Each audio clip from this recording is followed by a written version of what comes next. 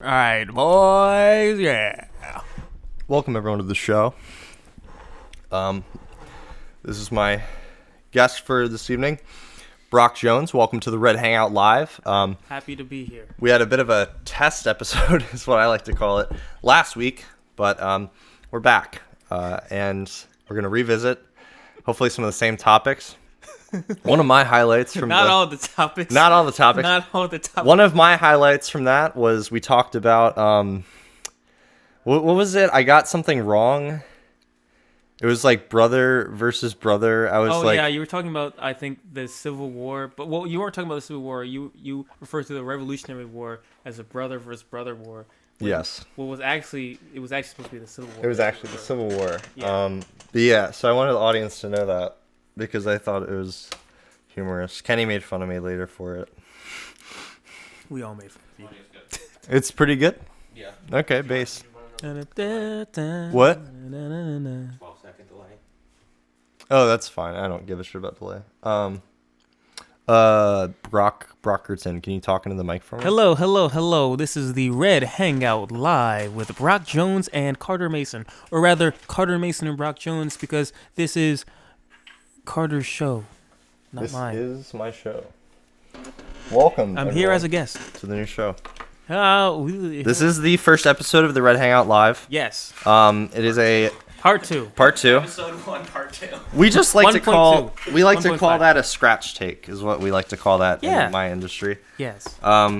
So we're going to go right into the first question, Brock. This is a question-based show now. I wrote some questions Awesome. that'll hopefully start discussions instead of me meandering into them like I used to. Yes. They always do. But I mean, I take everything's, yeah. you know us. Yeah. We'll talk for hours about shit. So Forever. it'll probably trail off anyway. Hell yeah, brother. All right. So I'm first ready. question, Brock. Yeah. Do you believe in or do you support the theory of separating? Why are you laughing? I feel like a big brain. Sorry, go ahead. Of separating the art from the artist. Oh, okay. Hold on. How do you feel about this? You know what? The theory of separating the art from the artist. You know, I think that's kind of I'm kind of many minds on this one because I feel like art usually can be a really personal thing, and it would seem odd to separate the art from the artist. But yeah, because I don't think most artists would be. I don't think most artists would separate their art from themselves. You know, and of course, I think you're referring to when artists do like terrible. Yeah, Terrible basically, are you able to maybe just we can get down to the real question, which is, do you feel that people or even yourself can listen to an artist who has done terrible things? I mean, I'm gonna be completely honest. I mean, I feel like a lot of people listen to artists that have done terrible things. I mean, how many early rock stars like had like John Lennon, or how many like were just abusive or had like 14-year-old girlfriends, and like I remember that was kind of a common thing. So many rock stars had like really young groupies, and they would take advantage of those groupies and just they would ride around with them, and they're obviously having sex with them. music has a reputation of that for some reason. Of course, obviously, It's probably because it's a obviously- mainly male-dominated industry. Well, yeah, I obviously don't support anything like that.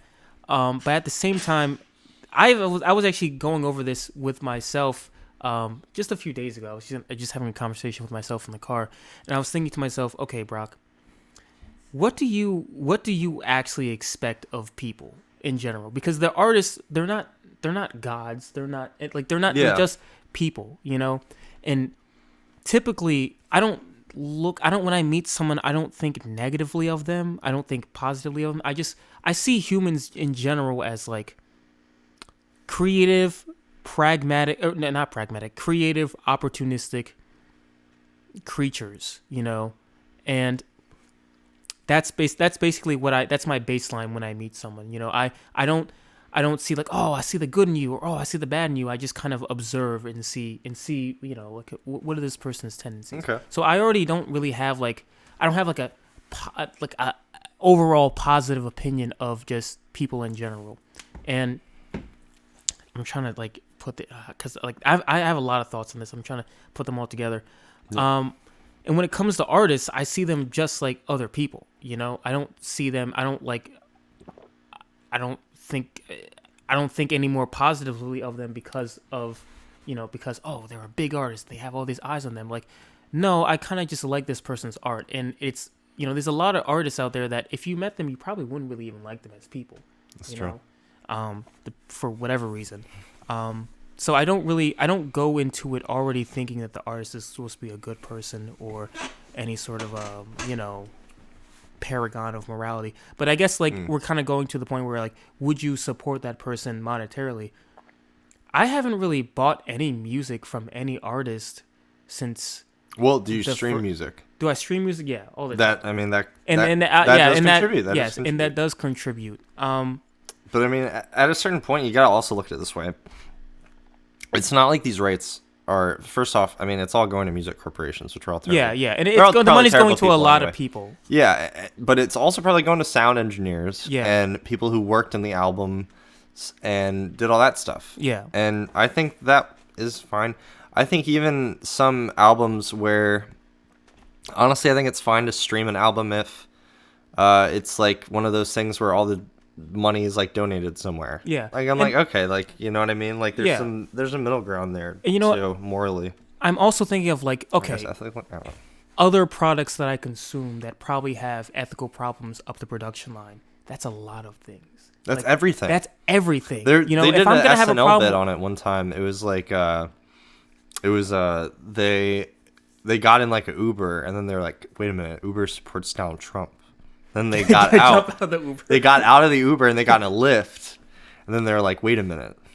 Yeah. Lyft supports Donald Trump. And then they got in a horse and buggy and it was they did some Amish people are racist. Yeah, Amish people were probably racist, so. But yeah, I mean, like, I kind of, okay, so this is where I'm trying to get, because I went through this whole fucking thought process like days ago and I kind of forgot it, but I'm remembering it now. So I thought to myself, okay, the artist is making a product and they're at the very beginning of their production line. It goes through a bunch of other people. It gets to you eventually.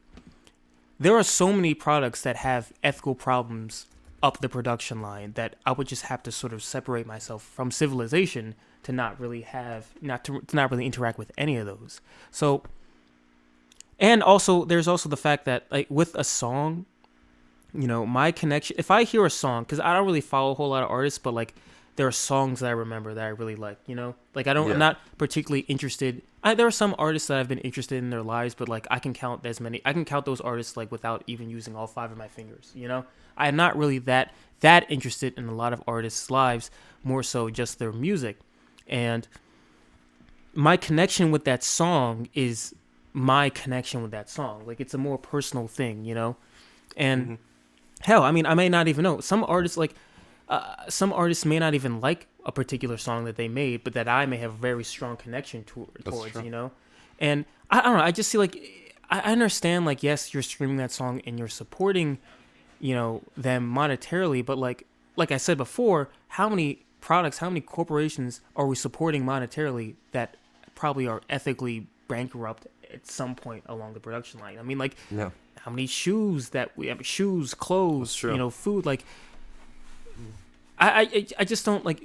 I just don't think anyone can moralize over me about like, oh, Brock, you're listening to this person's music and they were abusive towards someone. I'm just like, okay, well.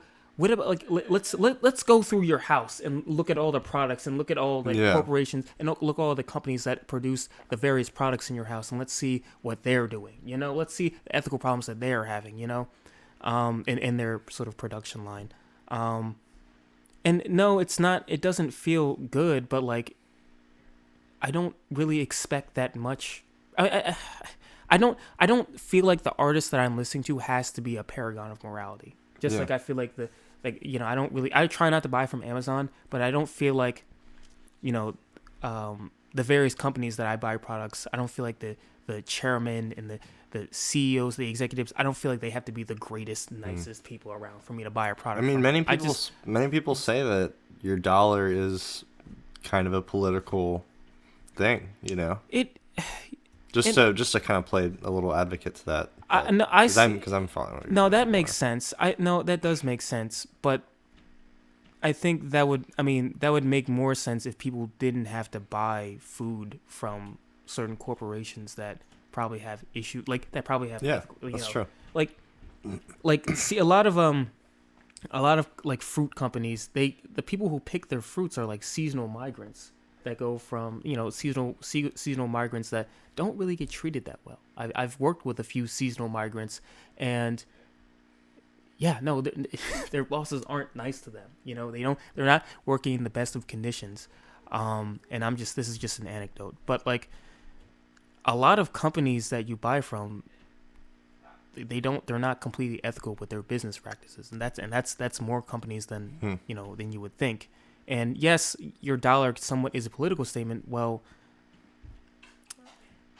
I mean, I can see that makes sense, but like, Well, it's not your I don't know. dollar. It's That makes- the way that just- it's the way that's you use your dollar. the way you use your dollar. Okay, But like, the thing is, that's I will something to say, think about. That's something to think about. I will say, I think that's a very capitalist, materialistic idea. Like, I think that puts all of the decision on the consumer when in fact it's all manipulated through these big. Because I mean, like when all these corporations swallow each other up, and it's all owned by the same thing. Yeah.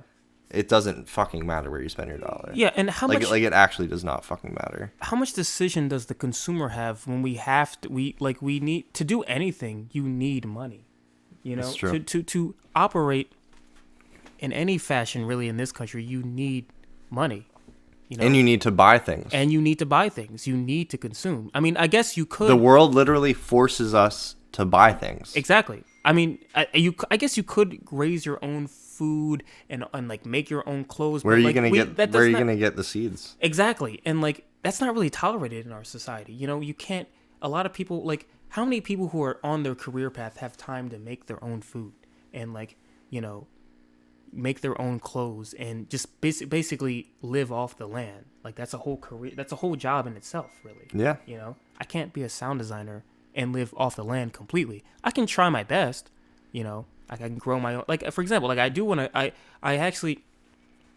actually have been researching how to grow some of my own, like grow my own spices and stuff like that. And I have kind of played and toyed around with the idea of like making my own clothes for myself, just so I don't have to buy from brands. But this is all like far off stuff, you know. And I don't, like for me to not spend my dollar in a unethical fashion, I feel like I'd have to separate from civilization pretty much completely, you know, because Yeah. what business and corporation hasn't done something unethical or has some ethical problems up their production line, you know? I think the issue is also we don't hold those that do accountable, because this wouldn't even be an issue if that's what we're. You know what I mean? Like our spending our dollar wouldn't be for very. What do you mean? Sorry, I So don't this is know. what I mean by that. Unethical corporations Mm-hmm. and shitty, which is, to be honest, less on the artist side of this conversation, but Yeah. more on the idea that corporations work in that kind of way. And basically what I'm saying is, if the people at the top of these corporations were held accountable for their Mhm. actions, and if these unethical companies and da-da-da-da were regulated in a better way, I think we would see a return to just better business practices that Oh, for sure. would benefit not more the working class and also just benefit consumers. For sure. I mean, I agree with that completely. That makes sense.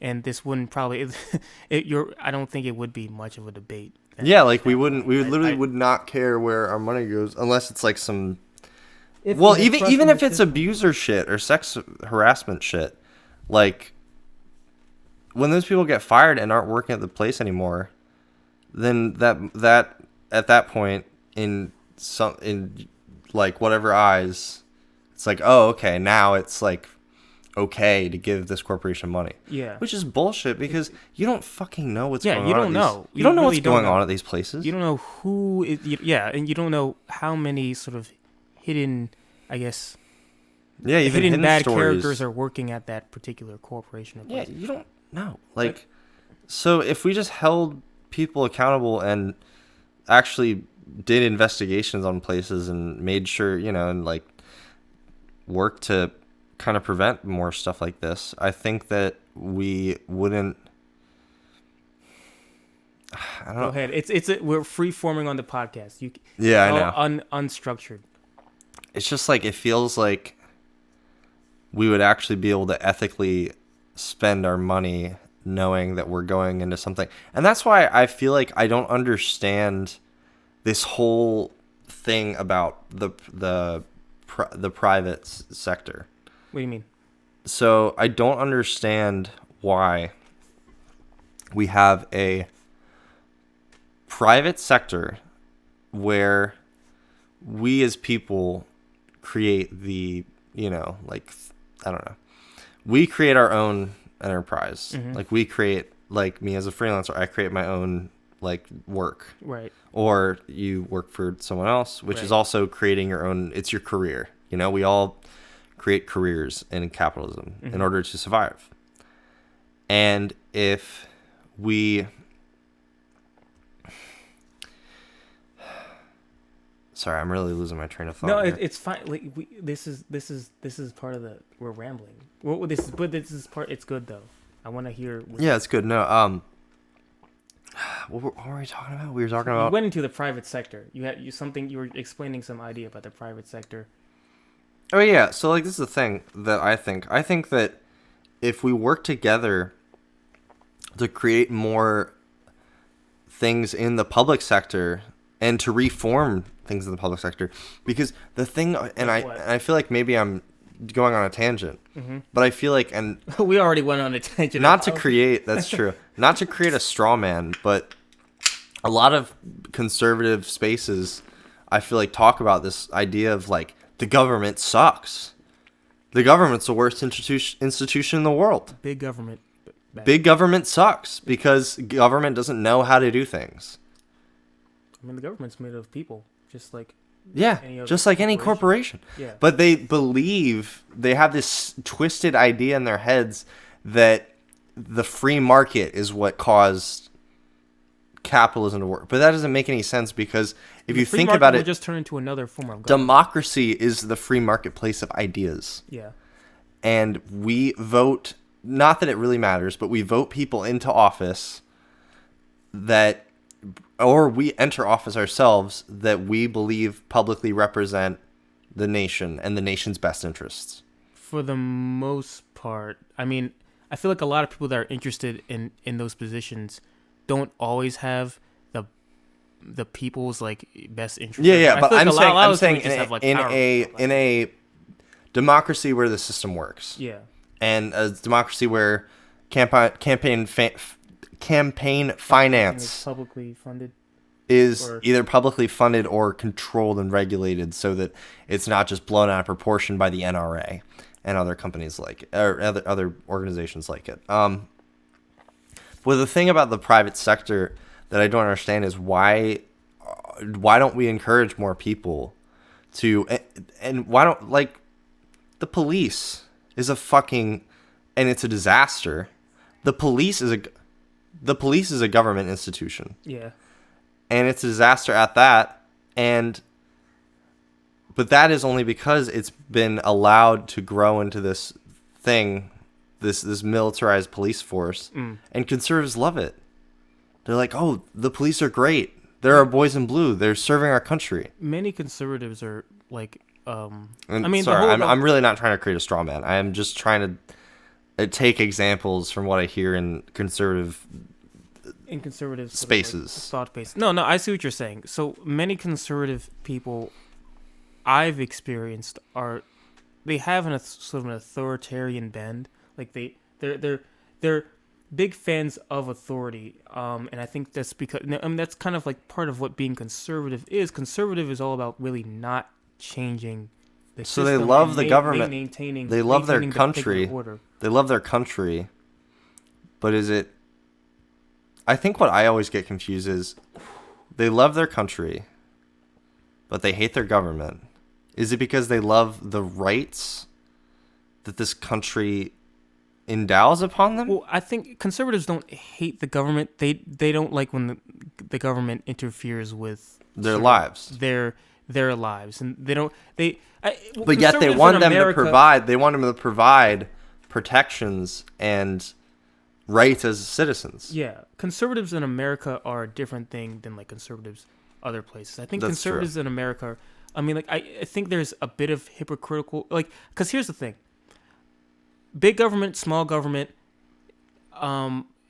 Big government doesn't equal bad. Big government doesn't equal good. Small government doesn't equal bad. Small government doesn't equal good. I think it's the quality of government that matters, and I feel like a lot of conservatives really.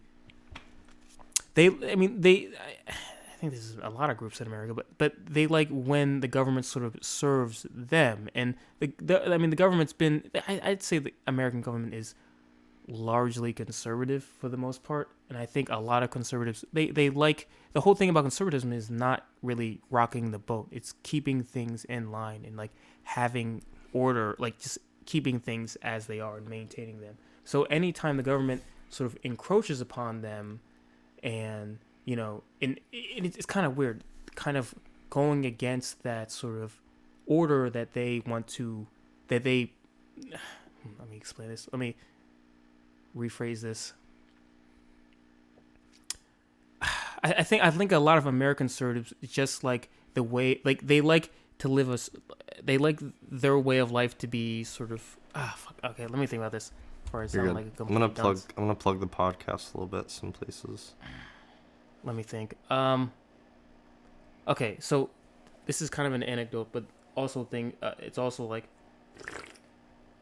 stuff I've seen. I feel like a lot of conservatives, and I said this before, like order. They like things staying the way they are.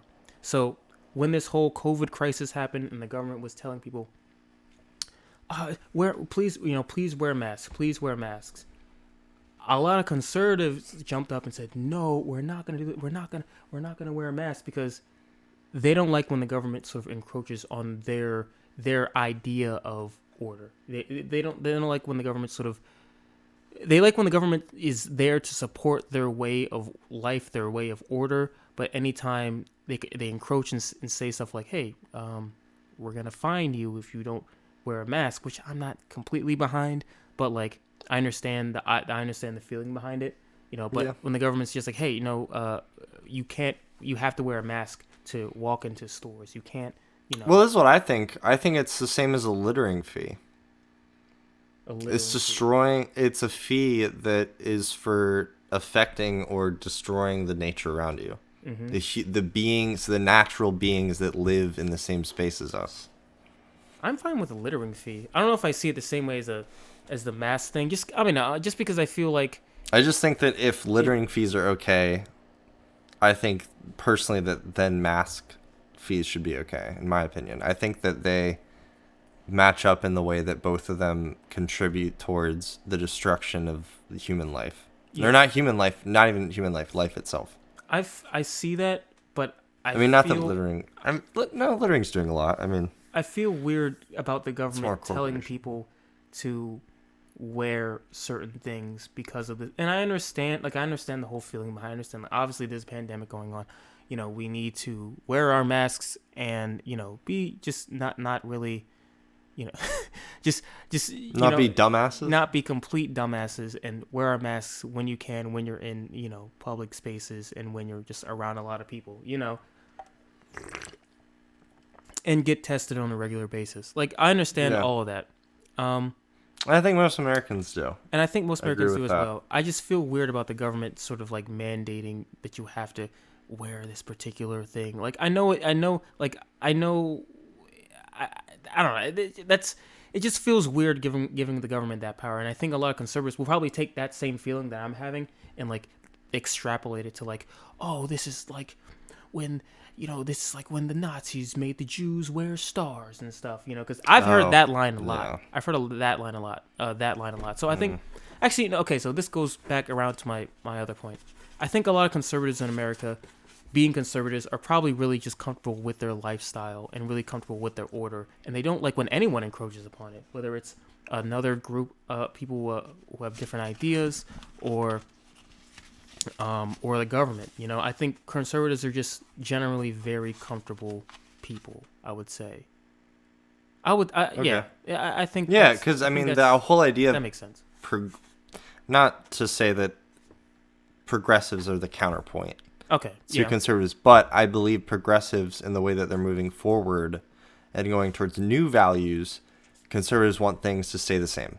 They want to keep the status quo. Yeah. Same with liberals. To an extent.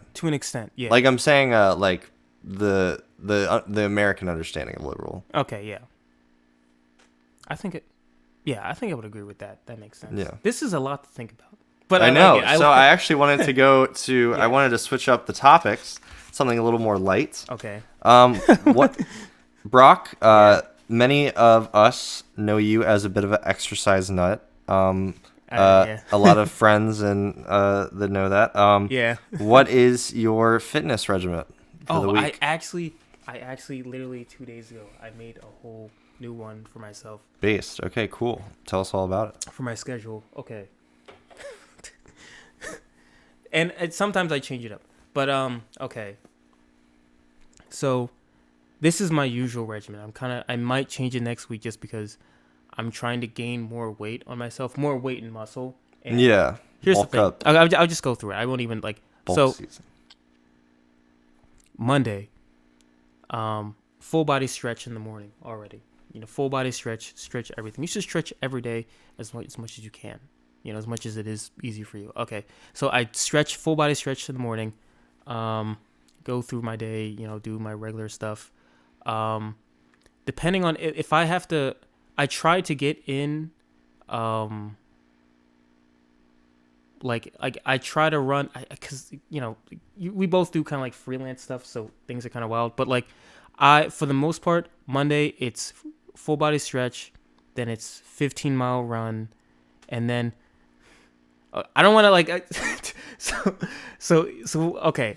When I run, there are these pull-up bars kind of on this trail that I run. There's a bunch of pull-up bars like down the trail, and I started incorporating them into my workout, and so I do 50 pull-ups a day, 100 push-ups a day, 10 or 15-mile run. Sometimes it's 10, sometimes it's 15. That's on Monday, and on Tuesday, I started doing some boxing and stuff. Like I start like do like a 30-minute HIIT workout, high intensity interval training workout on the heavy bag. So I do a lot of that on Tuesdays.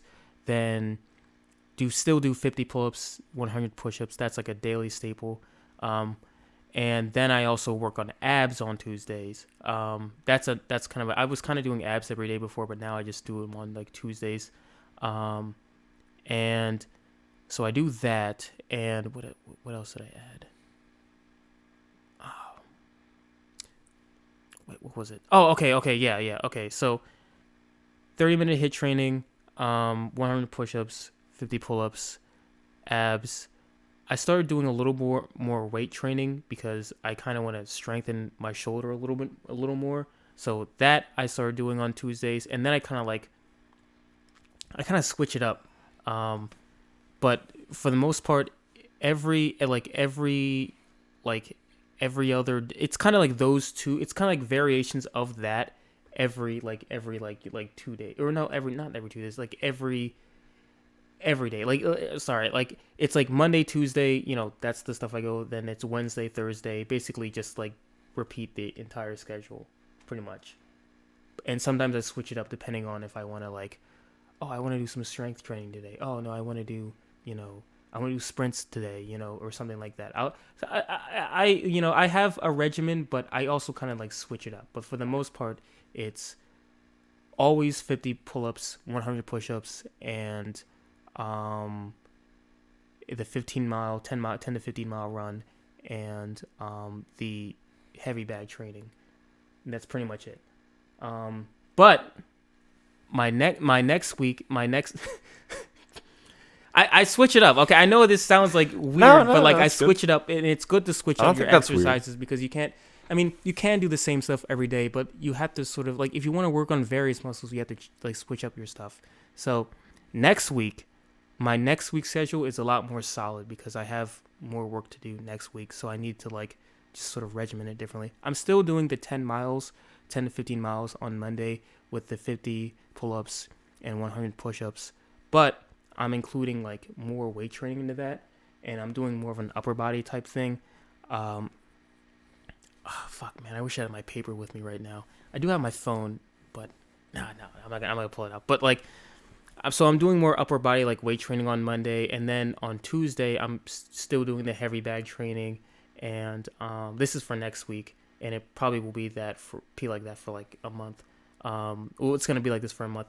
I'll do like the heavy bag training and 100 pull-ups or 100 push-ups, 50 pull-ups, and abs.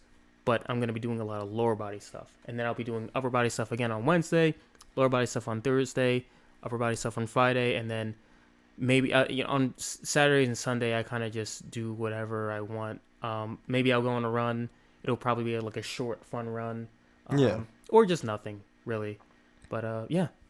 That's my regimen. I know it sounded disjointed, but that's kind of how it is. Nice.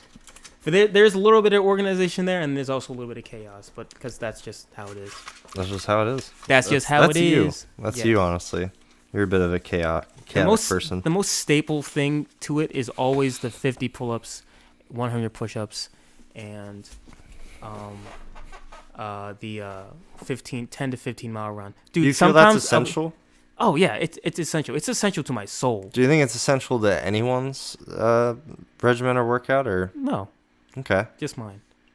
Do you feel that you have scaled it based on experience, and like just kind of testing your limits and seeing how far you can go? And pretty much, I mean, like, because like when I started out, I mean, I did a lot of track in high school. I did sprinting and cross country, but I did mostly sprinting. I kind of got turned off by cross country, and then when I graduated, the summer before I went to college, I started to do like these 3-mile runs every day, like just forever. I'm just like, I need to get out. I wanted to increase my endurance, but I also had this sort of fantasy in my mind that I wanted to be like, I'm gonna be a fucking ultra marathon runner, and I still think I can do that actually, but it's gonna take a lot of dedication.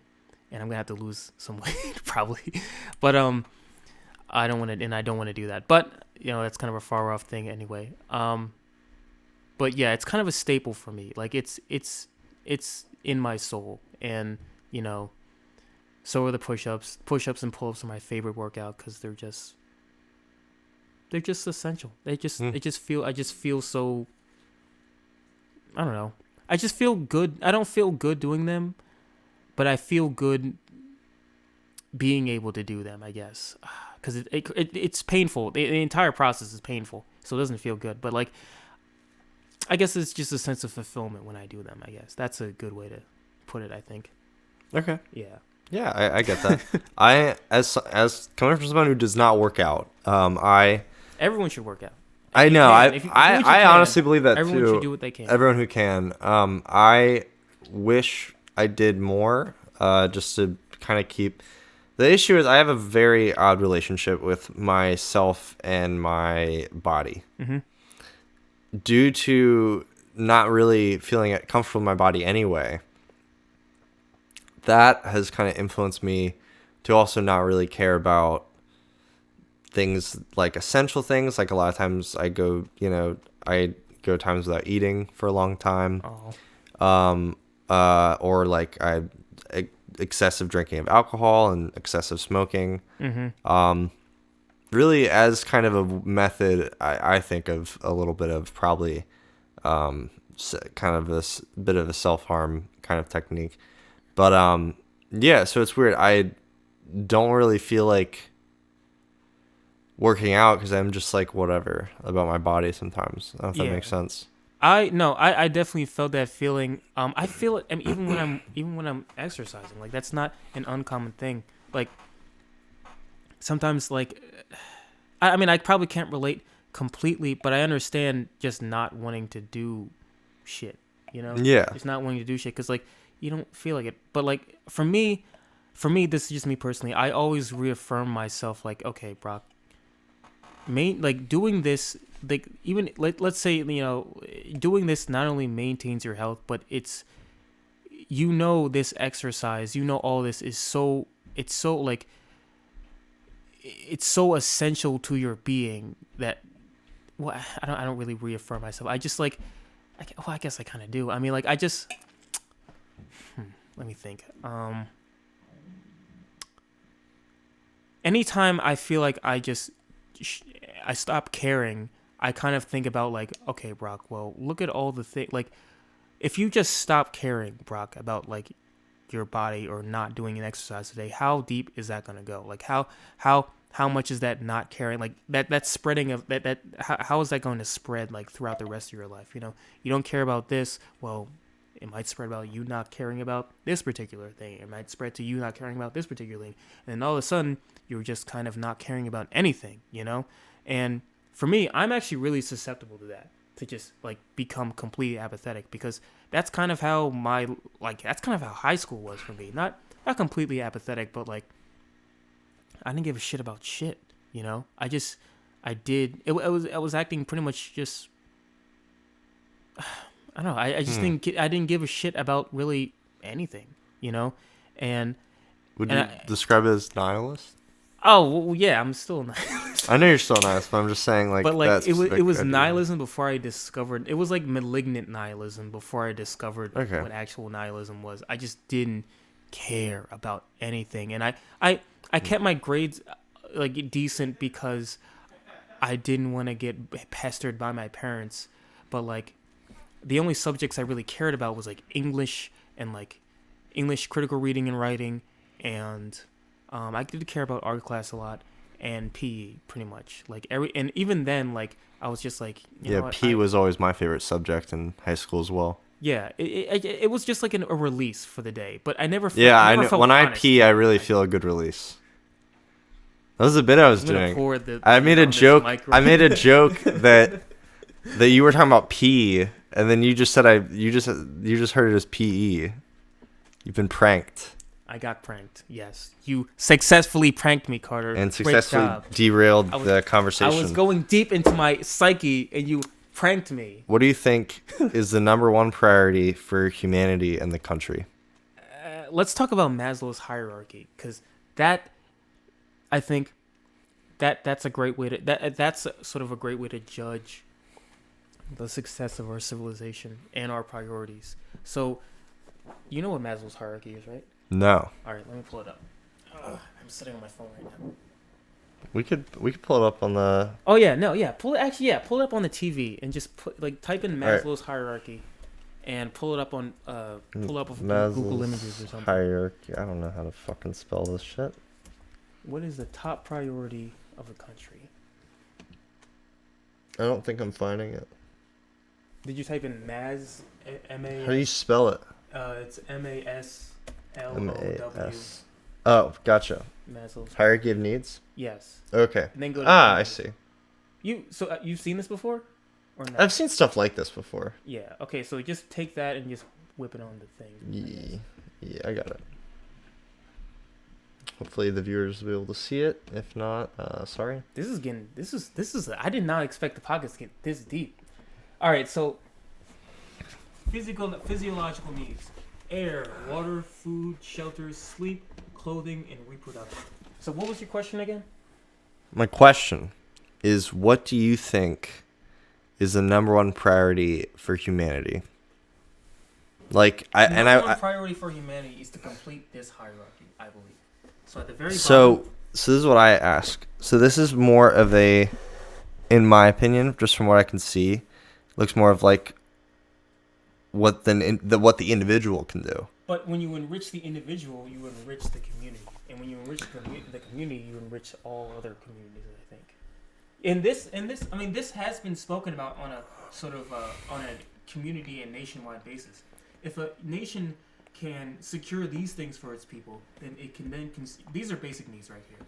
If a nation can secure these things for people, then those people can then move on to focus on these things, and then these things. You make your way up the way of the Maslow you make your way up the pyramid, basically. That's the whole point of. Do you think this Do you think if theoretically, if every human completed this, we would have world peace? I don't think there's a thing about. I don't know. You don't believe? I don't Do you believe in? world Do you peace believe in world peace? Because here's the thing. Make sure to talk into the mic, by the way. Shit. Yeah, you're fine. Because at the very top is self-actualization, desire to become the most that one can be, like basically fulfilling your potential. Mm-hmm. Some people, when they fulfill their potential, it does not. It's at the expense of other people. Yeah. Some people's potential maybe I want to kill everyone. Yeah. You know.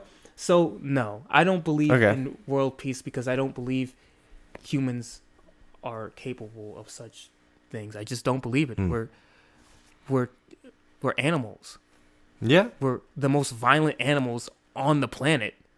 It's not possible. I think the idea of a utopia is something we can't really understand right now. I think we're so far. I think this is something I will say. Civilization, and I think maybe you can agree with me here. Civilization from the beginning has started more primal.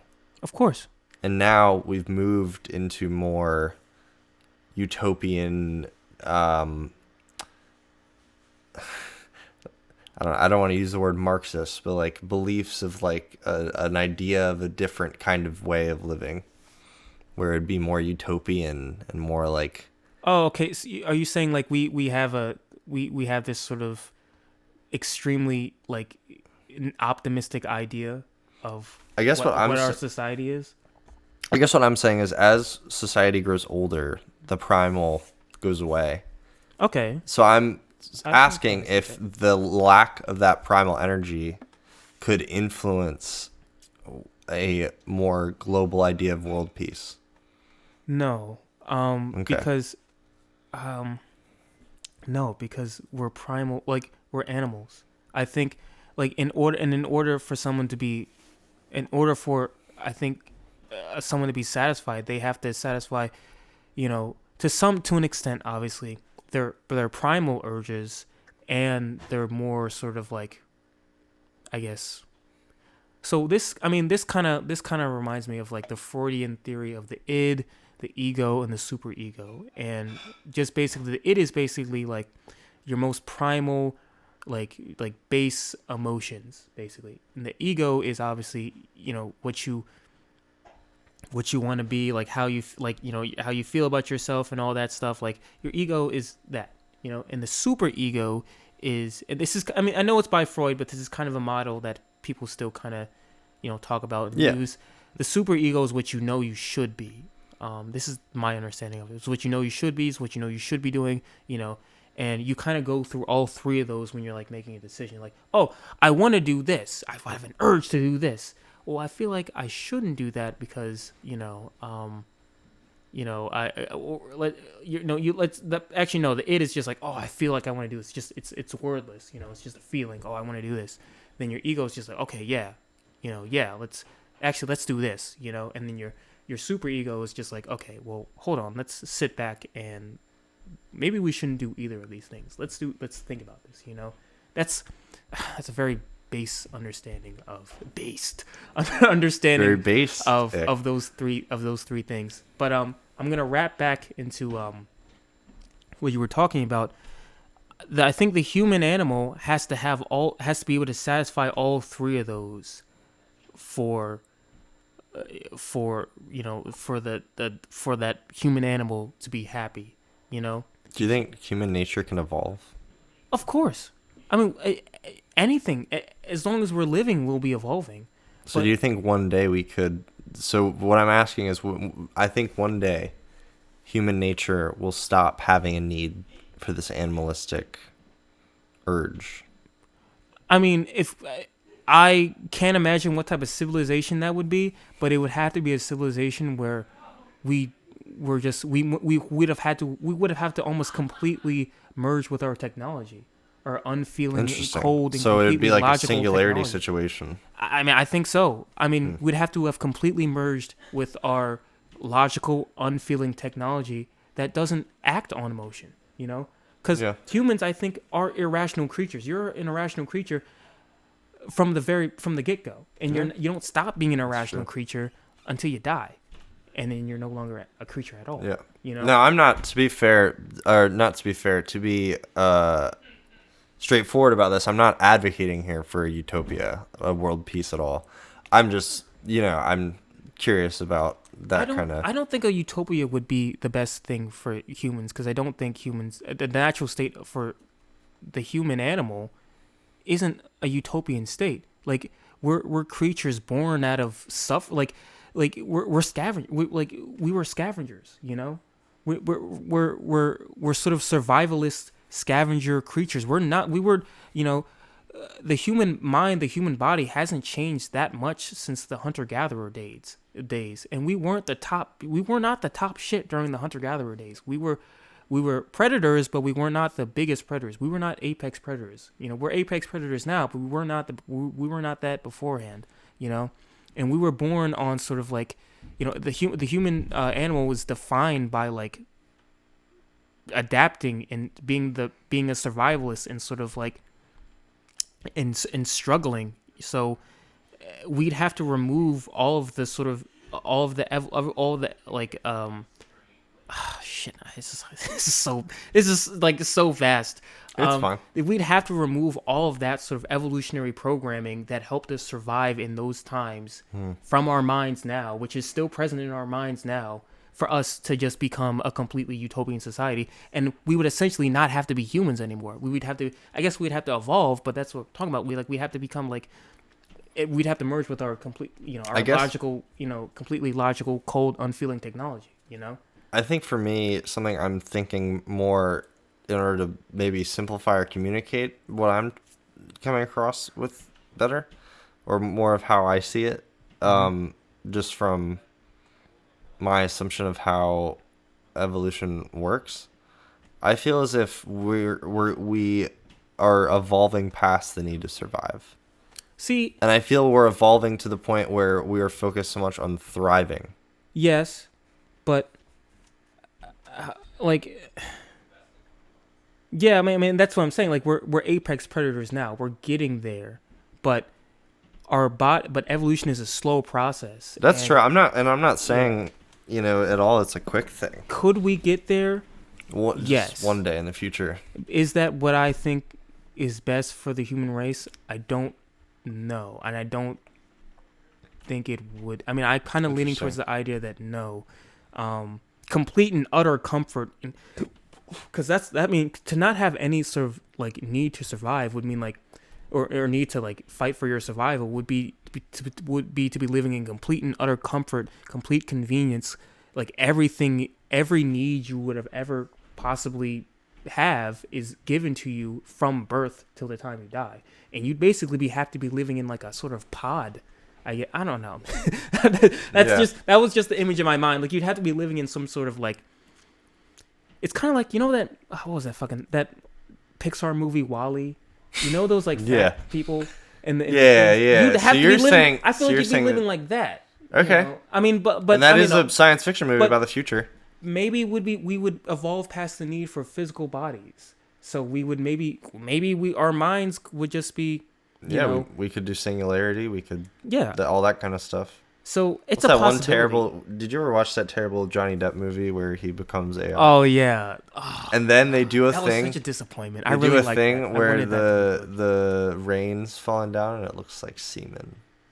Is that what that was? Okay. Oh, okay. Now I remember when. Because it's supposed to be like the birth or whatever. It's supposed to be like they're doing something or nature. Oh nature. God. What is okay. it? It's nature combining with technology. I did not get that when I saw that. I just thought it was. Someone said that in a review I saw or some shit. No, like that was. I mean, when did that movie count? That came out until like 2018, right? 2017. I thought it was 15. 2000. Okay, well. But it could have been 17. Yeah, it's the one where Johnny Depp becomes like nanobots, or he like merges with the technology and he becomes like an AI sort of thing. Yeah, he okay. Basically, yeah, I'm pretty sure his wife is there. Pretty sure he gets assassinated, or something, because he's a big tech, big genius, he's big a brain. big tech CEO. He's big, it'd be like Elon Musk getting assassinated. Yeah, which by the way doesn't fucking happen. Like that doesn't. When is a fucking CEO ever been just gunned down? I don't know. I feel like there's some prices on Elon Musk's head. I don't know what business that man is. I feel like he's up and up. That's just, he's worth money, though. What criminal is like, I'm gonna go rob Elon Musk? I don't know. The wealthy are protected in this in modern day society by their wealth. Elon Musk probably has some really cool shit in his house. This is true. He Can probably fuck anyone up that comes in. Which He is not has that boring company flamethrower. He just mounts it on his door. He seems like the type. He seems like the assault rifle on the lawn type. Like, you know what I mean? I feel like because he's such a meme lord. You know that meme, the Siri play Skyrim battle music. You never say you never should have come here, and then play the music, and then like the whole like Siri turn on red lights and like for when an intruder comes in. I feel like Elon Musk would have that. He would have some crazy weird shit, like crazy weird alarm system for like when an intruder busts in the door. Like he starts playing like his shitty techno music album. Yeah. to ward off the robbers, and like guns just pop out of nowhere and just blast them. Elon Musk's techno music is playing in the back. That's like a scene from a horror movie. That sounds really fucking awesome. Now that I just thought about it. Does sound kind of based. It sounds Elon Musk is based. He's a meme lord. Okay, He is quite the that meme lord. motherfucker smoked weed I don't on know if Joe that- Rogan's I don't know if podcast that and didn't particularly makes care him about very it. based, but he is a meme. I mean, lord. didn't he have that Kanye meme? He did have that kind of meme. Yeah. Sorry. Go ahead. No, I think you're good. we're off topic. So We're fine. Next question. We're about at the hour mark, so I wanted to do Lightning round. some questions, or some questions, some jokes. Yeah. We're gonna do jokes. Big Joker. I stole this concept from the Norm Macdonald YouTube show. All right. I'm in for a treat. I know who. Norm Okay, Macdonald is. so this is the first joke I want you to read. Now you have to. Now I want you to make a promise. Okay. You have to say it. Don't read it. You know what I mean? Oh yeah, like say It's a it like joke. It's a joke. And don't read it first and then say it. What do you mean? You gotta don't review it before you say okay. it. You know what I mean? Yeah. Like okay. read it as you're Yeah. read it aloud. I see what you're saying. All right. Yeah. I'm not gonna look at it because it helps with the reaction. I think All right. Looking over from you because it helps with the surprise. Yeah. So you can look into the When do you want me to read it? camera. You can read it now. Okay. Big government. I think you mean a plus-size government. What the fuck? I don't know. Away from me. I don't know who writes these. You wrote them. You fucking. What do you mean? That's not my handwriting. I mean a plus-size government. We're progressive. No, I don't know. Oh man, I'm never gonna get a job. Okay, so call him by his first name, Michael Stand. Oh, Did you like that? that's a Norm Macdonald joke for sure. Yeah. Is it from Norm Macdonald? No, I wrote that. Oh, I mean, someone wrote that. I didn't write that. you just said your plus-size government. Oh, I this like is a that bad. This is a shitty joke. Read it. No, you should read this one. Okay. You're gonna get like pissed. All right. You're gonna be so pissed that I made such a terrible joke. All right. Colleges are now accepting student applications that use emojis and emoticons. There's like a news headline, you know, and then you flip it to the back. The punchline's on the back. Myself. Why is it raining all over those eggplants?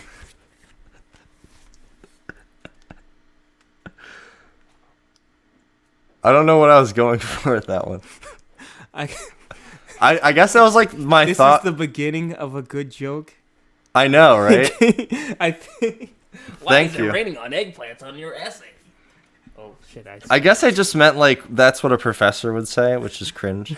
It's like, oh, cringe professor. cringe. All right. Obelisk the Tormentor is what we called Grandpa after he took his dick pills. This is a great joke, okay? I actually think this is a good joke. Obelisk the Tormentor. That's terrifying. Well, the joke is an obelisk is a... I know. I don't want to explain it. I know what an obelisk It's is. cringy to explain the I know what your an own joke. obelisk is. It's just, it's a, yeah, it's cringe. It's a little cringe. TikTok. I remember when my clock said MTV. Get this shit out. Do you like that? I thought that was all right. I remember when my clock said MTV. Instead of TikTok. Do you get it? I get it. It's a bad joke. You can say that. Yeah, I mean, These are all bad jokes. I remember when my clock said MTV. Yeah. I don't know, man. You gotta. This is like a. This is a test trial. Yeah, it's a test trial. I'm not roasting you. Fuck the higher class. How'd they get up there anyway? Do you like that one? I like it, but I didn't laugh. Yeah, that's fine. Why don't you read this one? What's the name of my first experience with fisting? All right, this is my level. I like this. All right, I'm liking it so far. Brother versus brother, the popular phrase for the Revolutionary War. You. That's the joke. I know. It's a call. That's what we I know. call. It's an inside joke. A little callback. What's the name of my first experience? Brother versus brother. Okay, but like, what? I mean, No, the setup has you have to nothing. connect- The setup has nothing to do with the punchline. that's what I'm saying. It has nothing to do. The punchline is entirely the point of the joke because it's all a callback. This is like Because it's cringe. This is like from the cutting floor of the Eric Andre writing room. It's a light. That's a light roast. I don't know if sorry. I'd even give him that credit or give myself that credit. Is what I meant. You can write good jokes, but this is the trial run. I was never one of the popular kids. Mm-hmm. I was more of a Snapple and smoke crack I met a few of those kids. guy. Oh fuck! See, I was trying to figure out. Snap, crackle, pop. Is that what you're? I was trying to. Yes. Yeah. I was trying to read what this said. Uh-huh. I thought it said gay. And I was like, did I really write? Was I more of a Snapple and smoke crack gay? Did I really write that? I didn't. I wrote guy, which would have made it a little funnier. But I was whatever. never one of the popular kids. I was more of a Snapple, crack, pop type of guy. I think this one's pretty all right. This one's all okay. right. Don't read the scroll out part. All right. I believe in the free marketplace of ideas. All right. This is like Ben Shapiro. I just wish they would give out better coupons.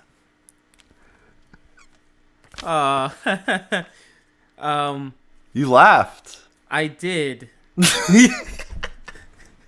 I did laugh. I like that. That's all we could say about it. I got it. I laughed at it. All right, we're almost running out of these. We've gone through a lot of them. Safe space.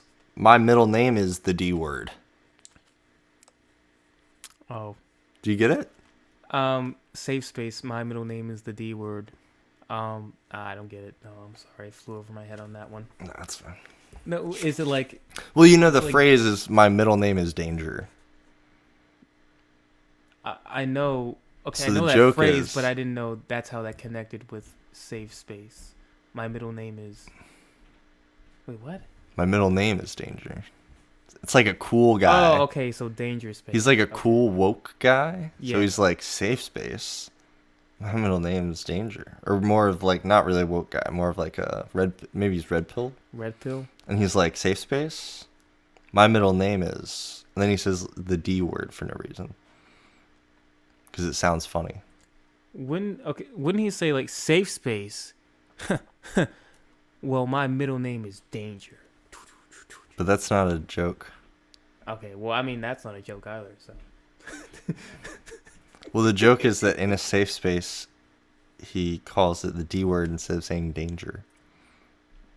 I've never been in a safe space, so I don't know, how man. people- I don't know where I was going with that I don't one. know how people act in That one was pretty cringe. I was watching someone I want to bring up after the joke break, because we're gonna go back into some Are questions. you watching too much Come Town? No, not the Cum Town, not the Cum Boys. Mm-hmm. I've been watching this guy Hassan,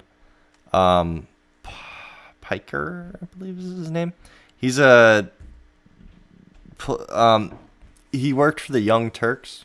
Oh, that fucking guy. Yes. The Dude's big, based. big. He's a Chad, dude. He's like a Chad, but he's also like. He's like one of them. He's one of them like man bun boys. Not that there's anything wrong. There's He's nothing a wrong with Chad. having a man bun. Dude, he's a Yeah, Chad. he's a giant motherfucker. I wish. He's a Chad, dude. He's a giant dude. Hassan Piker. Well, didn't he? Why did he quit the Young Turks? He wanted to focus on streaming, and now he's one of the biggest. I think he is the biggest streamer on the internet right now. Really? I believe in free speech. You can't just change people. You can't just charge people money to speak. That's pretty good, right? You can't just charge people money to speak. 'Cause it's free. I know. I get it. Yeah. I get it, but like, Final joke. I believe in free speech. Final joke. I'm trying to see if we can make my laugh. I'm trying to make myself laugh. You can't just charge people.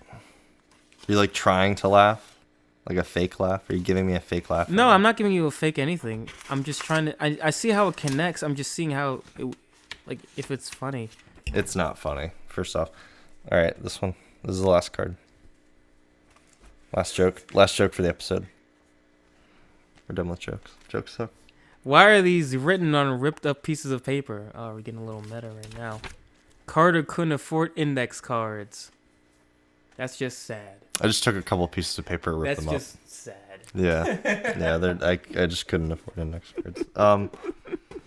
I love you, man. But I don't know about those jokes.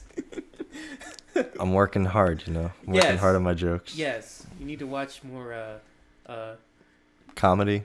Watch some comedy podcasts. Watch Bobby Lee. I do. Watch I do listen to comedy podcasts. Those are the only podcasts I listen to. Watch Bobby Lee though. Watch comedians, actual comedians that are big in the game. Nick Mullen's a comedian. Who? Nick Mullen. I've never heard of him. He's the Come Town guy. Oh. Watch Bert Kreischer and Tom. I don't like Bert Kreischer. Watch Tom Segura. Watch Bobby Lee. Watch Andrew I find Tom Santino. Segura boring. Watch. I like his love of I brutality. find him very boring. What about Bobby Lee? I think you'll love Bobby Lee. He's crazy. Based. And watch a fucking Andrew Santino or some shit. Have you heard about what Hassan Piker said about 9/11? I haven't really. No. I haven't heard. I'm about interested to hear your take on it. it. I'm gonna find the clip. Listen, I'm just gonna preface this. I don't trust. I'll take a lot of stuff with a big grain of salt. I'm not saying we should just deny information. I'm just saying it's hard for me to trust. I'm trying to find somewhere that isn't any piece of information from someone. Anyway. Sorry, I'm trying to find somewhere that's not like a fucking conservative talk piece. I guess this will work. I don't know. Oh god. Oh, this is like okay. Well, this is probably going to be the more what's the word? Like not fair portrayal of this. Let's just watch it. Who is Now this? the latest display. First off, it's on the fucking the Ingram angle. Laura Ingram. Room angle. Do you know who Laura Ingram is? I know who Laura. She's a Ingram Fox is. News correspondent. Does he have a show called The Ingram Angle? She does. Oh God, ew. The Young All right. Turks contributor Hassan Piker going on this vulgar rant, mocking wounded war vet Congressman Dan Crenshaw for losing his eye. Oh, he fighting mocked for Dan freedom Crenshaw? in Afghanistan. He did. This guy has the understanding of foreign policy of like a 12-year-old. I mean, I think I agree. I What's wrong saw. with I this know dude? who. Did I he go kind of to know war about and Dan like Crenshaw. literally lose his eye because some mujahideen, a brave soldier, his eye hole with their? Whoa. Isn't that how he lost his eye? Whoa, 'Cause he got his okay. eye hole. America deserved 9/11, dude. I'm saying it. Here exclusively to respond to that vile creature Dan is Crenshaw. Texas Congressman Dan Vile Crenshaw. creature. Congressman, What? what was your reaction when you first? Damn, I didn't heard know he this? said that. Yeah. Well, wow, he was triggered, wasn't he? We'll talk about that a is little the bit. definition Yeah, of a leftist getting triggered. Doesn't look, I don't what like Dan he's Crenshaw hearing, either. disagrees Oh, with he's it, cringe, doesn't no. understand I foreign kinda policy. like You mentioned his- something about being 12 years old. Yeah, I don't have like 12 years him of as a- experience his actually policies, deploying but I like his overseas. So maybe motives. that's what he meant when he said 12 years. I don't know. but he clearly doesn't know much. And when you don't know much about foreign policy, you get really mad when people. Anyway, I don't think either of them really know that much about foreign policy. I will say, well, he has. Sorry. No, I was just gonna say, like, okay, so my whole opinion on that. Fuck, Hassan, did you really? That's, I mean, like, listen, He has come out and apologized. Yeah, I listen. I don't Like sense and stuff. Well, that's good. I don't think.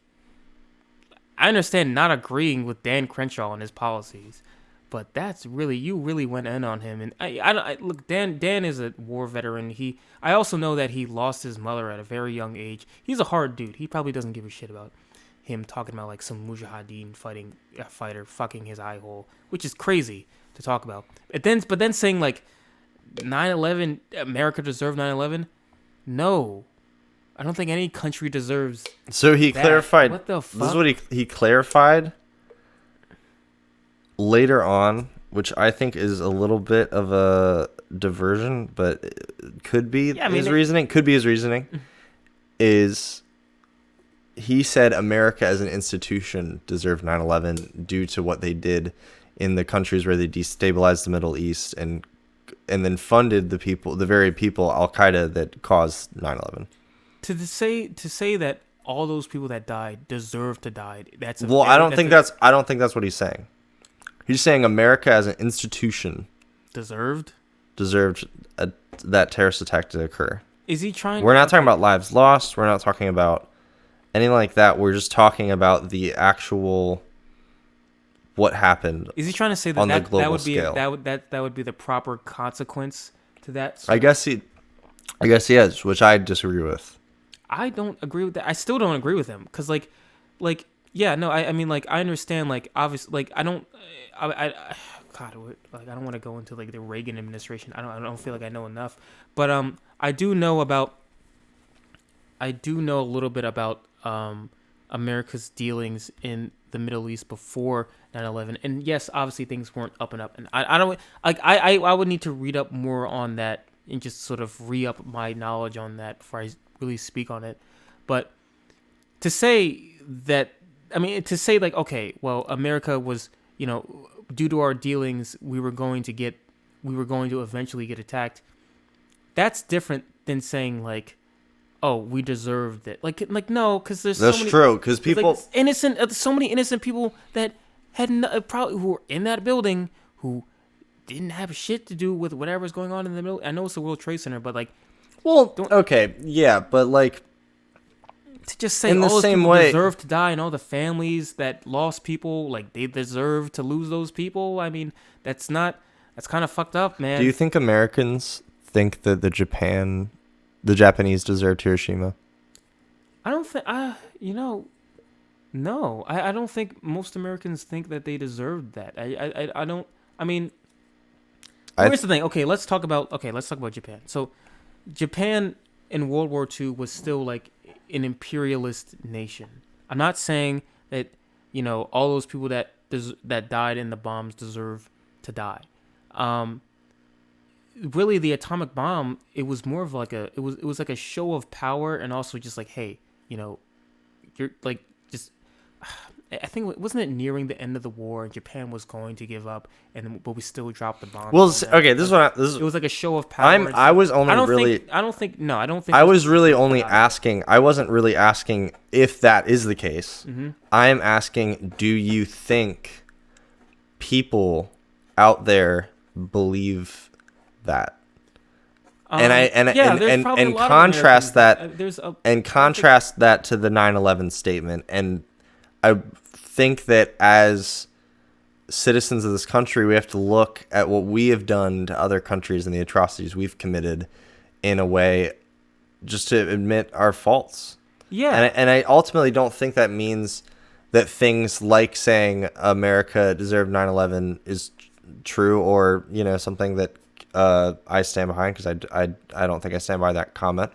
But what I do want to parallel is, I think it's interesting how in this country, I think the different person could say, and not to create a straw man, but in a sense, like, I think someone could say, I think a presidential candidate could even probably, and I honestly, I'd put money that a Republican presidential candidate probably has said this before.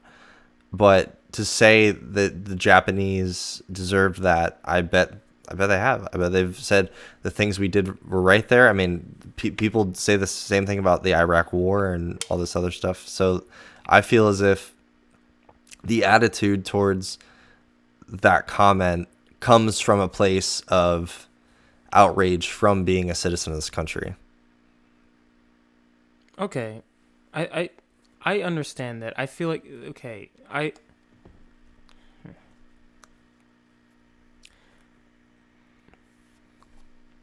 okay, I understand that. However, the thing about war and retaliation is that it's always messy, and there's a lot of things that America has done, and just in other countries as well, that that sort of let me think, because I like, it seems weird for me to say that yes, we were at war with Japan, but did all those people that died in in those 2 nuclear bomb drops, did they deserve it? I mean, they were mainly civilians. They were mainly civilians. No, I mean, think of it. It's the same. It's literally a terrorist attack.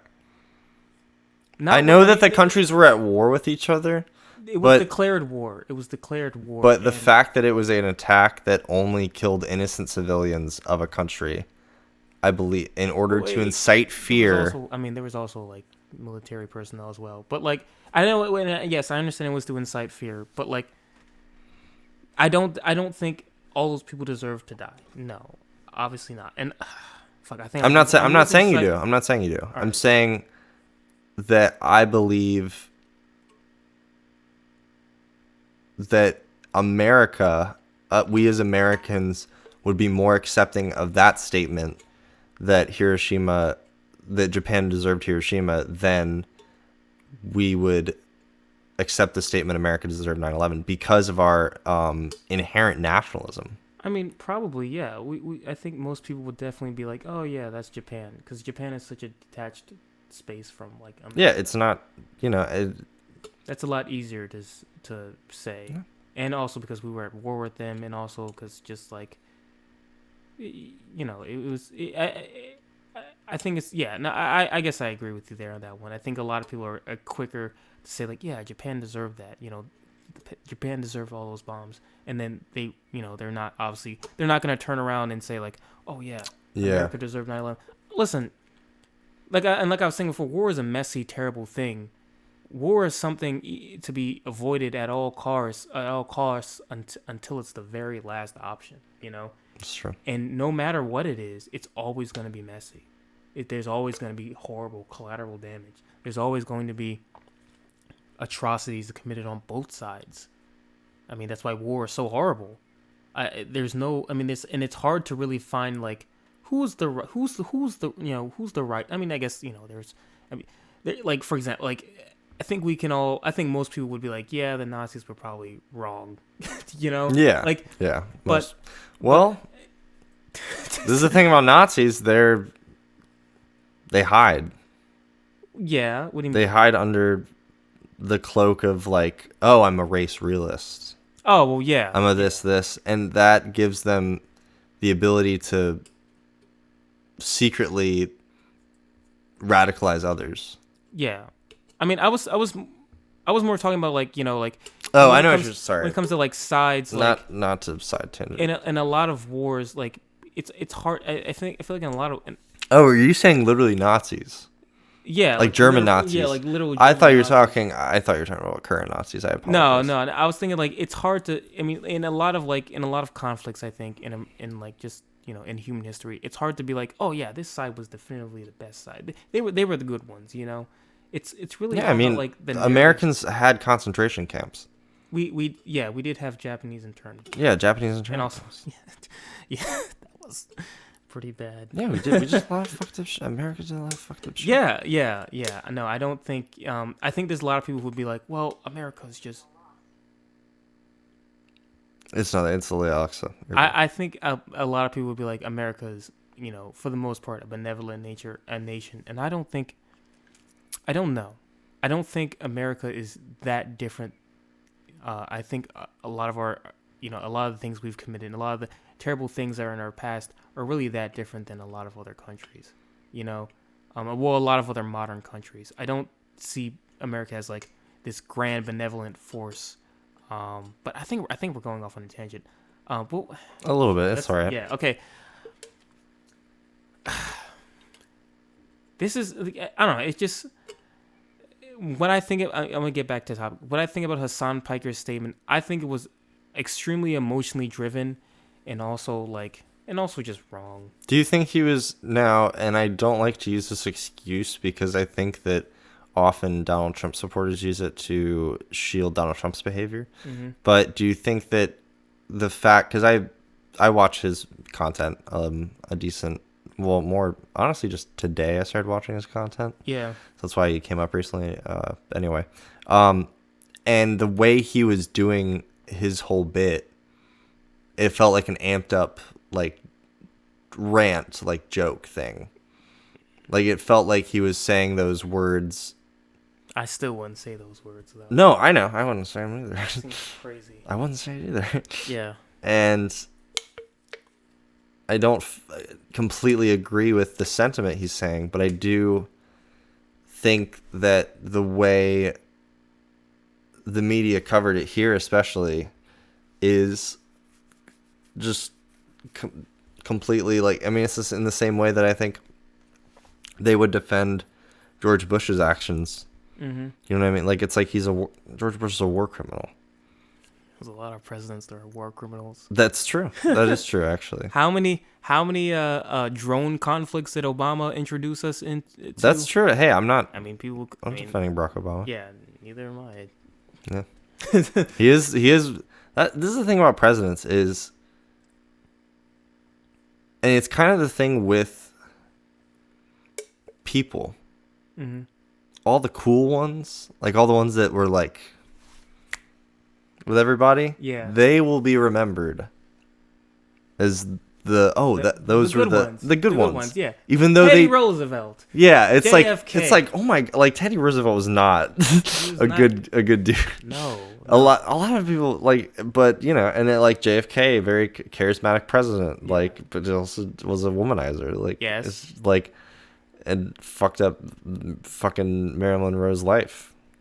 That also how did Marilyn Monroe die?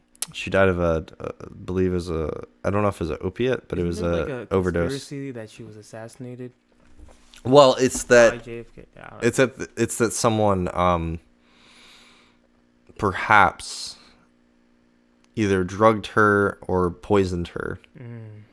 Because she was going to expose that she was sleeping with JFK. No. Okay, no. Maybe No. I'm getting my conspiracies mixed up. Well, that is one that people believe, but I'm saying the facts are that the theory that most people have is that that's how it happens.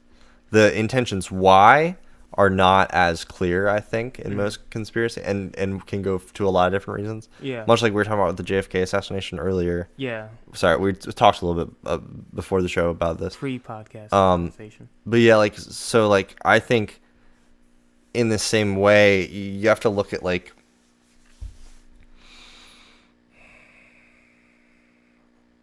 We're totally off topic. Let's get back on topic. it's fine. There's really not that many times. I mean, Let's like, go, but let's do it though, because we're flying everywhere. Our brains are on fire. They're so big right now. what was your thought process behind your dick piercing? Not this question.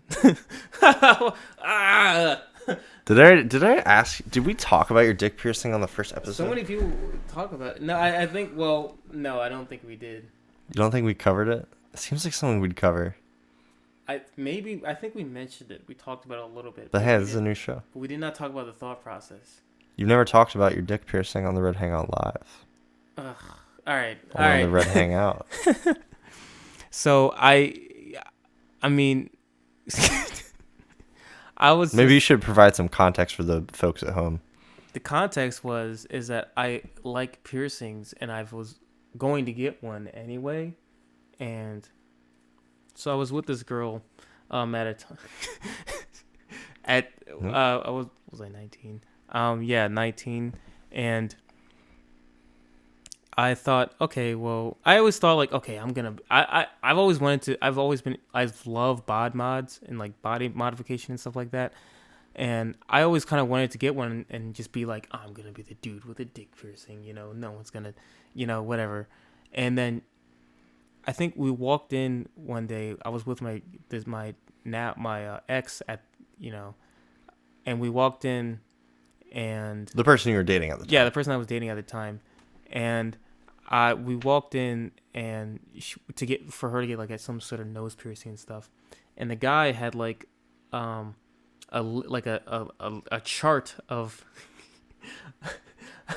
Apadravia dick piercing like pieces, like basically that the metal titanium that goes the rod yeah the you rod can that actually goes pull through. them up on the screen, type in like Apadravia dick You piercing sure I won't chart. get banned off Twitch?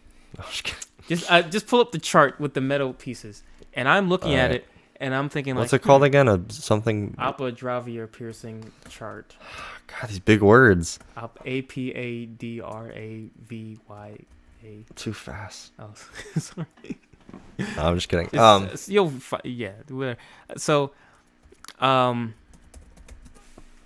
saw it. I'm just like, oh, and she's like looking at it like, these look pretty nice. I'm impersonating my ex now.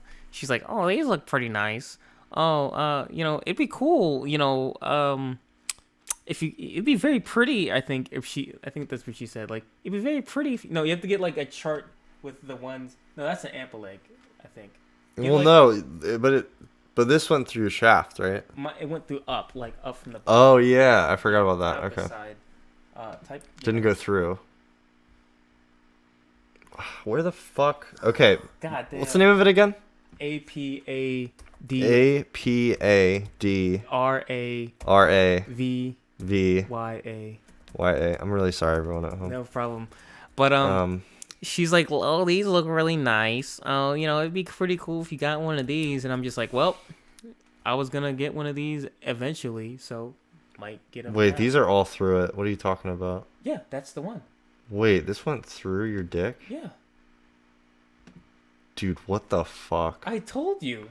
I always thought it went through the The side? No. I thought you had a piercing that went like that. No. That's a Prince Albert, I think. Yeah, I thought you had a Prince Albert. No, it that's went right, crazy. It went right through. It went right through your fucking. I mean, not the scab, but I have the scars to prove it. Jesus Christ! Oh my God, these fucking these pictures are making my brain hurt.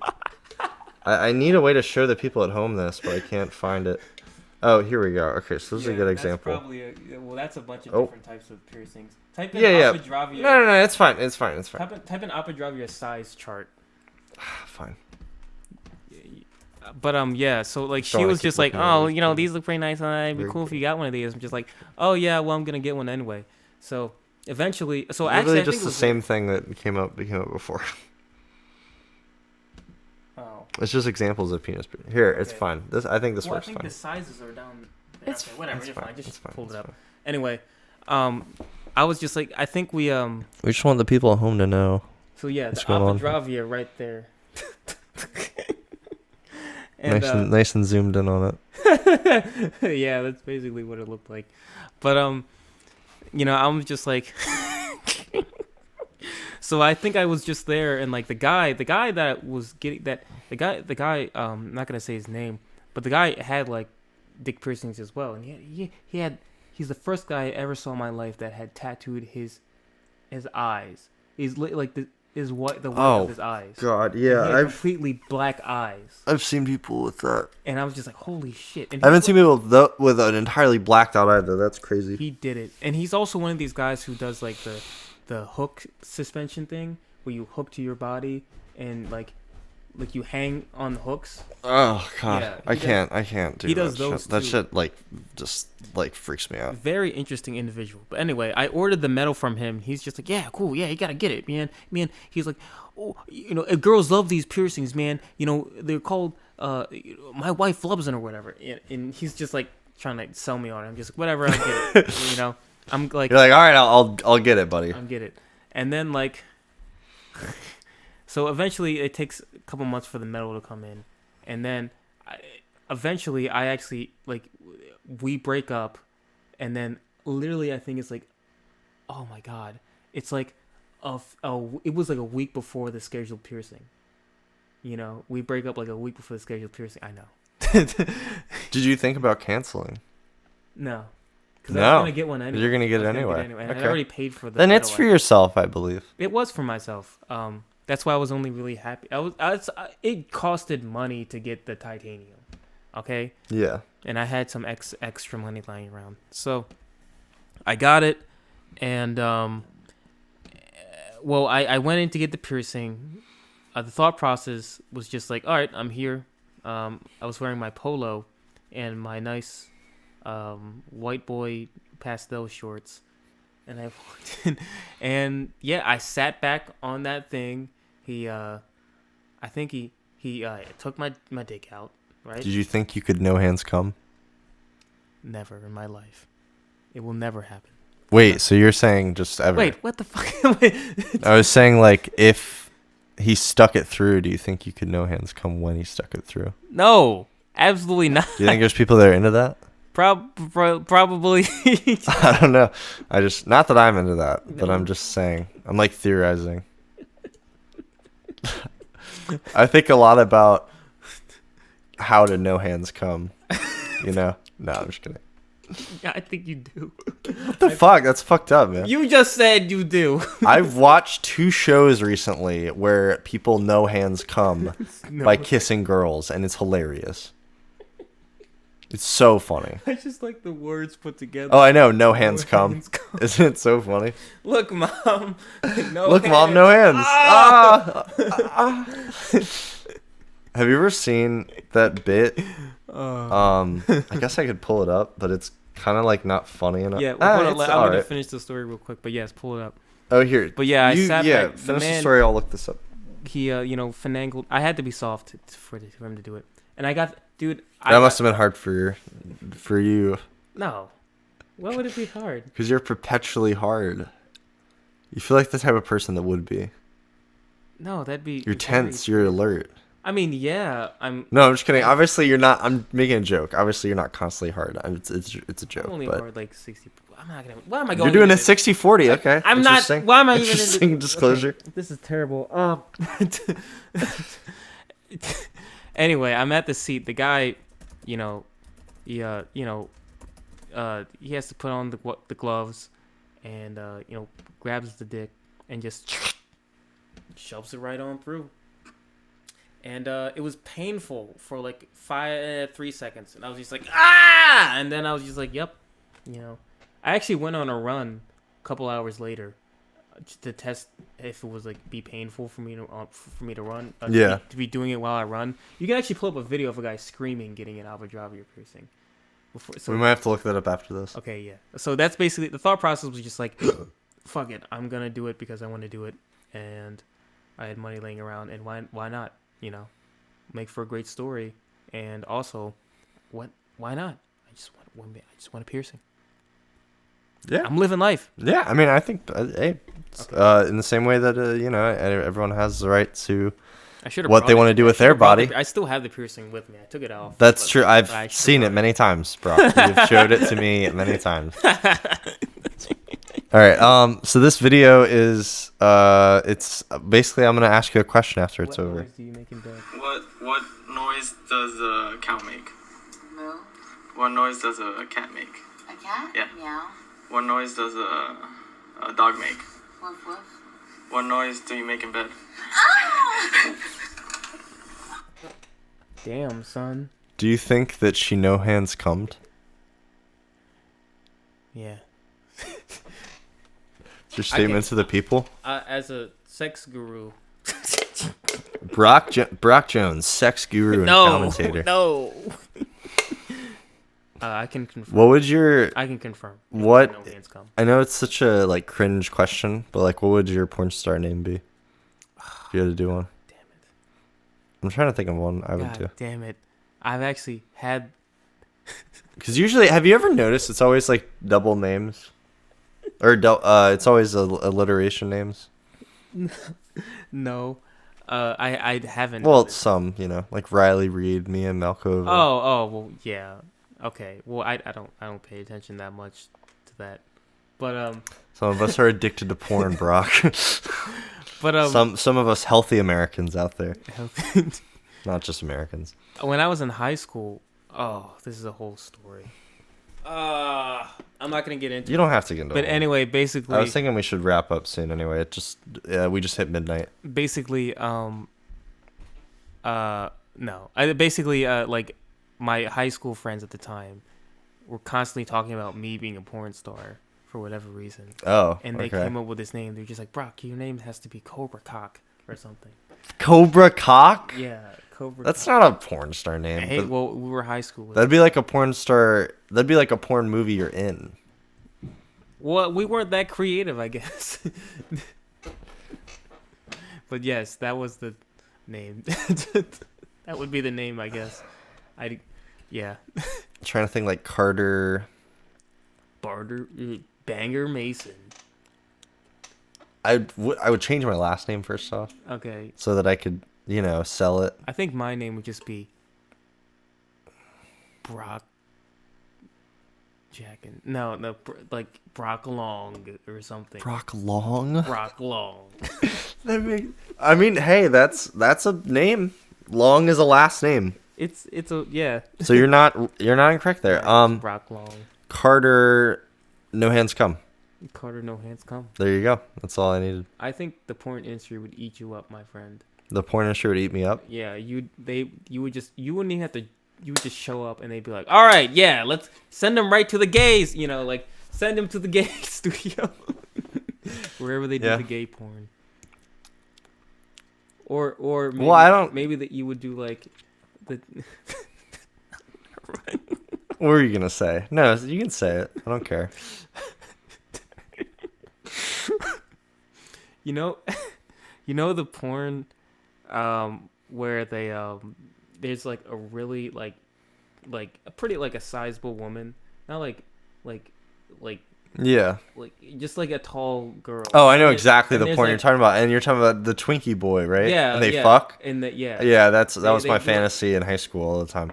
You'd That's why be my on that. fantasy You'd be in high like school. someone's like Little bitch. Yeah, you'd be like, oh, like no, that's not. You'd be Well, like, not a oh, little my bitch, but, like- stepmom is cleaning up my laundry. That's terrible. And my I stepmom. have a stepmother. Oh well, that's why porn is step mom not- porn is so very popular right now. This is true, but it's because it's just It's weird. It's a weird, yeah. But you would be like, but it would be a black stepmom, I think. It would be like a black stepmom. You think a black stepmom would? Yeah. Okay, I that'd mean, be based. that's because you're like they have to get the contrast, really pale. Contrast, really pale white. boy with like a really just beautiful, big old black woman. Well, what would you say? Well, this is pre-transition Carter we're talking. Oh yes. But so now, what do you think now? Well, you would just be in the trans porn, I guess. I don't know. I Okay. don't know. True. much about the trans porn. Well, this is. You haven't done where are we going? You haven't done your research into dick girls, obviously. I have not. I guess. Girls with dicks are based. As one that is one, it's based. You basically have all the benefits of being a woman, but you don't have the periods, And you have a penis. and you have a penis. Yeah. Based. I mean, that's like the ultimate. No, I'm just kidding. I hate my penis. Oh. No, it just gets in the way all the time of my life. I feel sorry for you, I guess. Yeah, that's fine. I mean, I don't feel sorry. My feelings for you. You empathize with me here. I get it. Sympathize. Sympathize is Yes, the word, not 'cause I love my empathize. penis. Sympathize. Yeah, no, I totally get that. Yeah, I don't know. It's just like I do a process called tucking, Okay. where what you do is you fold it back under, kind of towards your gooch area. Oh, I almost did that to become a drag queen once. Yeah, it's a technique for drag that drag queens use as well. Mm-hmm. But yeah, so you do it and then you get your underwear situated, then you pull it really far back so it goes Yeah, right around. in there. Yeah, and then your balls go up in your stomach. Right. I've done that before too. It does not feel good, but Yeah, I do it. I do it every day. if you can do it, that's, Yeah, I commend you. thank you. Thank you. I'll be completely honest. It is very tough walking around in trying to wear women's underwear and women's pants with a penis, I imagine. because the proportions are cut for women's vaginas. Yeah. They save that extra, and I'm not particularly saying that that's an issue of the fashion industry. The fashion industry being gendered and clothes having this dumb preconceived notion of gender enforces that. But like, the fact of the matter is, like, it just ends up sucking for a lot of trans women. I don't know. I'm sorry, Carter. Oh, it's fine. You don't have to apologize to me. You want to see a man cry and scream as he gets his dick stabbed? Yeah, I think to close out this episode, that would actually be the perfect thing. Yeah. Sorry. Like, we're talking how much you hate your dick. So let's watch a man, destroy his penis. Destroy his penis off. Okay, cool. Apodravia piercing. Oh god, this big ass word again. Can you spell it again? APADRAVYA. Piercing. And then what do I have to look up? Just type in that, and you'll probably find. Just type in Oh. apodravia piercing. And then, oh yeah. Oh, it's this guy? Oh, scroll a little bit down. That one. This one? Yeah, I think that's. Really? Okay. Well, This looks weird. This looks like a piercing channel. okay. No, actually, go. Jesus fucking Christ! We're gonna. I don't even think I can Maybe show. that's the one right there. Yeah, that's the one. Okay, that's the one. I definitely can't show this. You're not gonna see his dick. Oh, you don't? You Okay. don't see his dick. Because I was looking on YouTube, and you could see a lot of ones where you could see his dick. If the dick gets fucking shown, Brock, and the first episode gets taken down, it's your fault. I'm sorry. He kind of looks like Nick Cage. Nick Cage would That do looks this. like half the kids I knew in high school. I bet Nick Cage. What the fuck? Look, he's getting ready. They're playing copyrighted music. I'm sorry. No, I'm kidding. I don't care. We'll just lower it.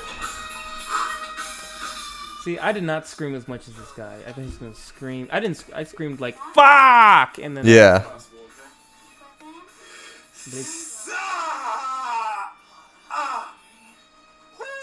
Motherfucker!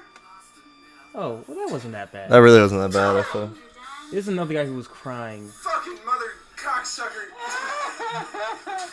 It would be complete if you yelled out Kelly Clarkson. Kelly Clarkson! Get it? It's a 40-year-old virgin joke. Oh, It's epic style. It's maybe that one. I think it's this one. Is this it? I think so. A lot of people like filming these. Yes! Why do you say yes?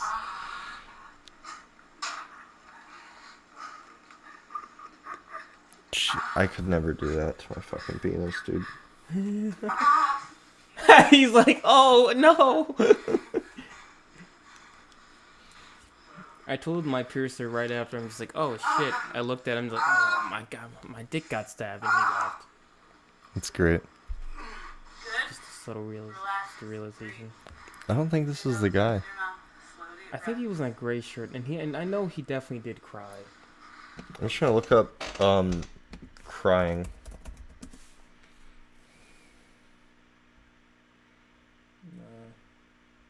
This is not the same.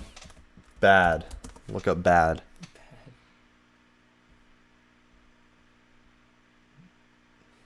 Oh, Is it this? No, I don't think so. Confessions of a Genital Piercing. It's pretty base. Is it Lance? No. Oh, is it this guy? This guy's got a green. This doesn't look right. Doesn't look it. Damn, we couldn't even find it. Well, it's Is fine. it this? I think it's this guy. Let's try it out. Yeah. When does it happen? I wonder.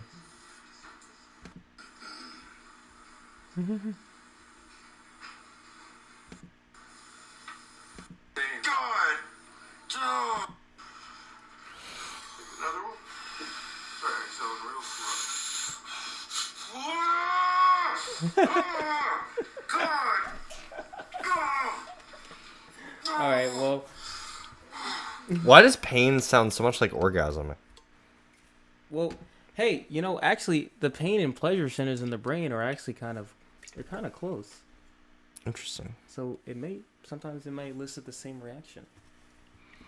And with that, this has been the Red Hangout Live with my guest Brock Jones. Thank you so much for joining us today on November 30th, as we cross the midnight hour. But technically, this will probably go up as a 29th episode. So yeah, not 29th episode, but you know what I mean. Date, yeah. Anyway. Alrighty. Hopefully next time I join you guys, I will have a better camera setup and hopefully maybe sponsors. I was thinking of contacting some people and trying to get some kind of little thing going. So that might work out. Hopefully we'll have a Facebook group you guys can join. Maybe I'll start a subreddit. I don't know. We'll figure it out. We'll try to build this audience and really make the show what it can be. Yeah. So, yeah, and thanks, Brock, for being here at the very start of it. You're always welcome on the show. Series regular, as I like to call you. Rad. Very Hell radical. Yeah. Your second venture onto the Red Hangout. I guess so, yeah. Yeah? Well, technically third, because we had that weird live stream we did. Oh, yes. That was kind of an episode, kind of not. Yeah. It doesn't exist, and we It had does another. not exist. It and we will had never that, exist. and we had the other episode that doesn't exist. Did you not post that other one? But I thought it was on. No, I thought didn't. it was on Facebook. No, it's a. Oh, it is on The one in Facebook. your, It's in on your other Facebook. It's on apartment? Facebook. Yeah, you can watch it on Facebook. Okay. But It exists. I did want to upload it publicly somewhere. One day, because I have an interview with Lexi, and then I have from Red Hangout. It's a Red Hangout episode, and then I have that Red Hangout. Those are like the two that I have remaining. What questions do you have? Wait, no. Okay, so what questions did you have? Wait, did you interview Lexi already, or do you just have one planned? No, I'm saying these are episodes I've recorded. Oh, okay, never mind. That I don't have put up because I just during coronavirus I just lost the motivation to. Understandable. Do you want to read some of the questions I was going to ask you? Yes. Fuck, we have to save them for later. Ah, man. They're pretty good, actually. They're not bad. I know they're not. They're not good. They're not bad talking points. No, they're pretty. I thought your questions were good. Thanks. I worked a lot on the questions and then the think jokes. There's a perfect government. Actually, let's do a speed round. Okay, speed round. All right. Do you think there's a perfect government? No. Okay. What are your musical influences? Fucking speed round. You gotta answer quick. EDM, rap, hip hop, lo-fi. I meant artists, but it's fine. Shit, I don't really know artists like that. What do you think of Joe Biden? Old, decrepit. I wish he was not our president. When SNL engages in politics, does it enable platforms to act like celebrities? Does it enable platforms to act? Enable politicians. Oh, enable politicians to act like celebrities. Politicians are already kind of like celebrities. They're just of a different cloth. And I guess so. Yeah. PS5? No. What do you think is the number one priority for human? Okay. Oh, we already I already read that one for the human country. Yeah. We already talked about that for humanity. What do you think of Ben Shapiro? I think Ben Shapiro is stuck in a bubble, and I think he's a meme lord and a troll, and I don't really take everything he says completely seriously. And oddly enough, he's friends with Joe Rogan, but I don't think Joe Rogan takes him seriously either. So, do you separate? Okay, yeah, I did that one. Fitness regimen. Okay, I think we actually did it. Yeah. Wait, Seltzer, Mania. What is your society's obsession with fizzy water? People just want so much comfort when people just can't have regular water, so they have to You fizz think it it's up. just like an alternative to soda? That's what I've been thinking lately. But Yeah, then but you fizzy have, water tastes like trash. Just drink water or soda. but then you Why have, is there a middle ground? you have fucking alcohol seltzer. That's stupid. All right. Next question. Have you ever heard of a son? Okay. Yeah. Sure. Yeah, where Do you believe in an open border? No and yes. That's a For complicated the most one. part, no. Monolith. It disappeared. Oh, the monolith disappeared? Yes. No! Oh, fuck. Monolith, yes. Oh, I want that thing to stay there. I wish it appeared in my backyard. Yeah, that'd be base. What do you think of Andrew Yang? I like his idea of having a social safety net. I don't know how legit $1,000 a month is. It sounds really good. I think Andrew Yang is a little bit ahead of his time. But I think if Andrew Yang was paired with someone like Bernie Sanders, that would be an interesting combination.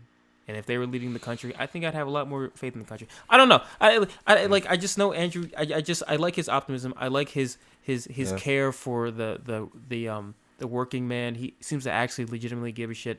And yeah. Yeah, I just don't like him. Do you think this is perfect? Okay. I don't trust him. Anyway. I take everything with a grain of salt. I don't trust completely, but I do think he kind of cares about the working man. Okay, that's all the questions. That's all the Lightning questions. round. Yeah, that was a good lightning round. All right. Well, What do you think of Joe Biden? old. He shouldn't be our president. All right, and with that, PS5? No. that was good. I like that one. All right, guys. Well, yeah. Thanks for tuning in, and I'll see you guys. I guess next time.